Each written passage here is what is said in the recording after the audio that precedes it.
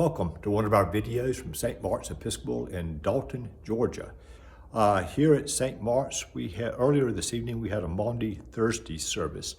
Maundy is a word that means mandate or commandment, and it commemorates the Last Supper when Jesus gave the mandate to his disciples to love one another, and also gave them the mandate to practice the sacrament that he taught them during this last meal together. Early we had the Maundy Thursday service. We had a little bit of foot washing, and then it's been followed by a prayer visual. Tomorrow about noon on Holy Friday, we will have a Holy Friday service at noon, which is probably the darkest hour, the darkest day of the Christian year.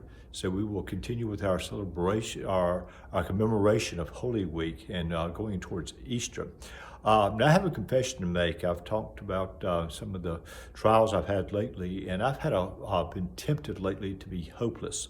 I've not been completely hopeless, but I've really had a hard time finding hope and to being hopeful during this time. But it's been rough, but I've considered this week that actually being hopeless is a theme of Holy Week.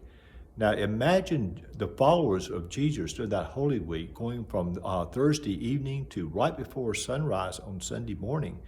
They had to experience Jesus' betrayal, Jesus' arrest, the trial of what was a trial, the torture of Jesus, and then Jesus' crucifixion and Jesus' burial. They were completely hopeless. This is a time of being totally hopeless. Darkness had won.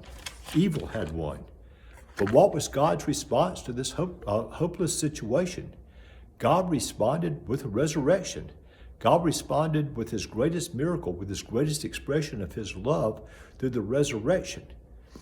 Now, a message here is that God's grace and God's love does not depend on our hope. God freely gives us grace and love, totally undeserved, but he freely gives us grace and hope regardless of the amount of hope we have, regardless of our sinfulness. These are freely given by God to reconcile us to him. So regardless of our hopelessness, regardless of our sinfulness, God still freely gives us grace and hope as a response to our hopeless situation here on earth. So this Sunday, we will celebrate God's greatest gift and God's ultimate grace and hope will be celebrated this Easter Sunday. And for that we will say, thanks be to God.